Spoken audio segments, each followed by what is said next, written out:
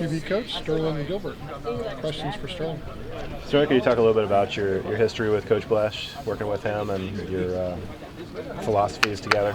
Yeah, so it goes all the way back to 2005 when I was an analyst at University of Houston and Mike was playing.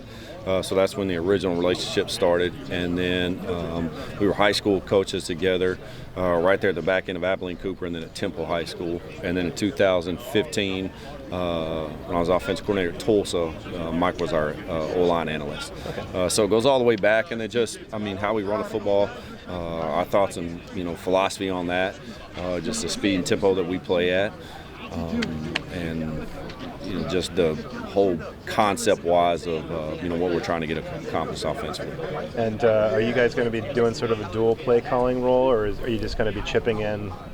Yeah, Mike's the offense. He's an offense coordinator and play caller, and then be in charge of pass game and what we're doing on that end of it. And again, just we know what that mesh looks like and how that works from a pass game and run game standpoint. So when we work well together.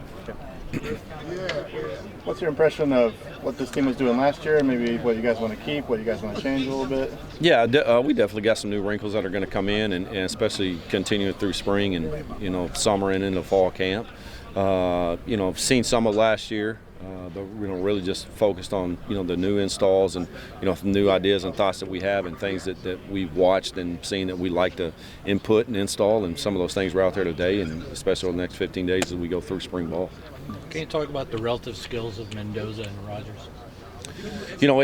That's going to be a learning process. It's obviously the first time you get out here for practice and seeing these guys live and in color when the bullets are kind of flying. So that part of it was good today to get that on tape and see our anticipation, see where you're at read-wise, react-wise. So for both of those guys, I like both of those guys' skill set. They are similar. They do have a little bit of differences as well. And I believe I'm still in the phase of learning those guys. Just kind of see exactly what their strengths are and what those guys do at their best. Can you point out some of their differences? Right now, Fernando. The thing I'll start with some similarities first. They played a lot of ball. That's the one thing about both of them. They got quite a bit of experience underneath their belt, especially Chandler. Chandler's an older guy, but things they both anticipate well. They both can spin it. As far as athletic ability, similar. Very similar. So I think we'll just continue to evaluate and see as the spring goes on. Exactly what those differences can be. What appealed to you most about the situation, just for you personally in your career? Yeah, being back with Coach Blesh, a guy just like we just talked about, philosophy is very similar, same page, top mentality, and then being around Coach Wilcox. Coach Wilcox is great.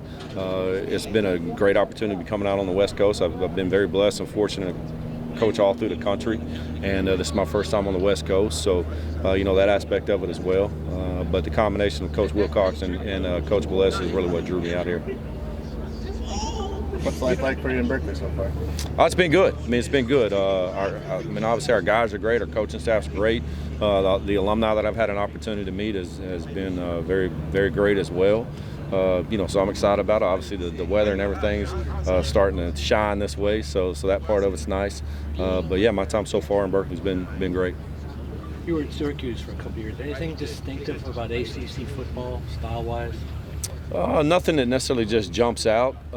Joining that conference, obviously really good football teams. There's a couple of those teams jump out at you, Florida State and NC State and Clemson and those guys. They've done a really good job in that conference, play really good football.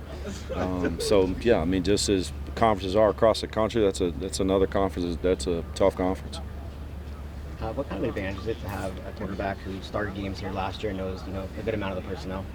Yeah, I think that's huge, and I think that part of it, the aspect of knowing the personnel is very beneficial. I think the biggest part you can go to with both of those guys is they both play football.